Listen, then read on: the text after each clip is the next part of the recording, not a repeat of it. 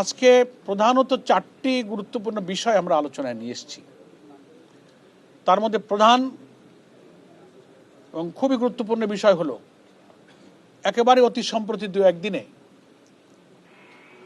সরকারের একজন রাজনৈতিকভাবে পরিচিত পলিটিক্যাল ফিগারকে নির্বাচন কমিশন সচিবালয়ের অতিরিক্ত সচিব এডিশনাল সেক্রেটারি হিসেবে জনাব শামসুল আলমকে নিয়োগ দেওয়া হয়েছে।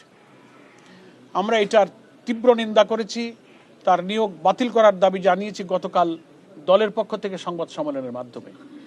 আজকের চিঠিতে যে দুটি গুরুত্বপূর্ণ বিষয় তার এটা অন্যতম গুরুত্বপূর্ণ বিষয়। আমরা বলেছি বাংলাদেশের সংবিধান অনুযায়ী এটা একটা সাংবিধানিক প্রতিষ্ঠান, ইলেকশন কমিশন একটা কনস্টিটিউশনাল বডি। এখানে কোনো পলিটিক্যাল ব্যক্তির নিয়োগ যে কোনো নির্বাচনকে নিরপেক্ষ করার ব্যাপারে অন্তরায় এবং বাধা।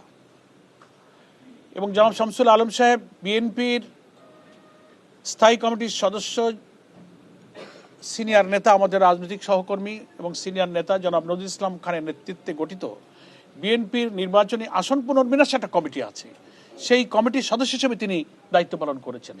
এবং আজকের আলোচনায় যখন আমরা এই অভিযোগটা করেছি, বাইদি ভাই কথার মাধ্যমে আমরা এটা জেনেছি যে সেই কমিটির দায়িত্ব পালনের প্রয়োজনেই তিনি এই ইলেকশন কমিশন অফিসেও একবার এসেছেন।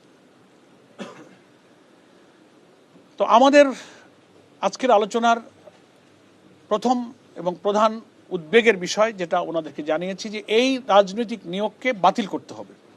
তা না হলে আমরা এটা পরিষ্কার বুঝতে পারছি যে স্থানীয় সরকার নির্বাচন আসন্ন হয়, ক্ষমতাসীন দলের একটা গুরুত্বপূর্ণ নীতি নির্ধারণী জায়গায় যিনি রাজনৈতিক দায়িত্ব পালন করেছেন, এরকম একজন ব্যক্তিকে ইলেকশন কমিশনের মতো একটা পলিটিক্যাল বডি, সাংবিধানিক বডিতে অতিরিক্ত সচিব পদে নিয়োগ দেওয়ার মধ্যে আজ্ঞাবহ থেকে তিনি যেন সরকারি দলের লোকদেরকে নির্বাচনে বিজয়ী করে নিয়ে আসতে পারেন, সেই ফাংশনটা উনি যেন এখানে বসে করতে পারেন, সেই তৎপরতার জন্যই তাকে এখানে স্পেশালি অ্যাসাইন করে এখানে অ্যাপয়েন্টমেন্ট দেওয়া হয়েছে।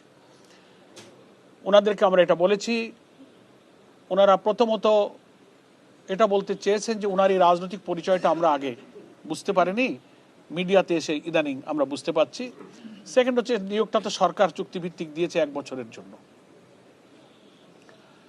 তো আমরা সাংবিধানিক প্রশ্ন তুলেছি, অবসরপ্রাপ্ত কোনো লোককে চুক্তিভিত্তিক নিয়োগ অন্য জায়গায় দেওয়া যায়, সেখানে কোনো অসুবিধা নেই। কিন্তু নির্বাচন যেখানে রিলেটেড এবং যে নির্বাচন নিরপেক্ষ করার জন্য এটা একটা সাংবিধানিক বিরাট প্রতিষ্ঠান, এখানে কোনো পলিটিক্যাল ব্যক্তি যিনি একেবারে সদ্য বিগত যে জাতীয় নির্বাচনে একটা দলের পক্ষে দায়িত্ব পালন করেছেন, তার ইলেকশনে কমিশনে আসাটা আগামী নির্বাচন একেবারে দিব্যি নিরপেক্ষ হবে না, একদিকে নিয়ে যাবে, এই উদ্দেশ্যে তারা এখানে অ্যাপয়েন্টমেন্ট দিয়েছে। আপনারা এটাকে আপত্তি করেন, বাতিল করার দায়িত্ব তো সরকারের। ওনারা কথা দিয়েছেন যে আমরা এগুলো ইলেকশন, আমরা একটু প্রশ্ন করেছি যে আপনারা যখন দেখলেন এরকম একজন ব্যক্তিকে, তো আপনারা অক্ষমতা ব্যক্ত করতে পারতেন, আপনারা জয়েন করতে দিতেন না, সরকারের কাছে আপনারা আপত্তি জানাতে পারতেন। তো কথার ভিতর দিয়ে তো ওনারা ওনাদের অসহায়তার কথা, অক্ষমতার কথা, অপারগতার কথাই আলটিমেটলি ওনাদের কথা থেকে ফুটে উঠেছে।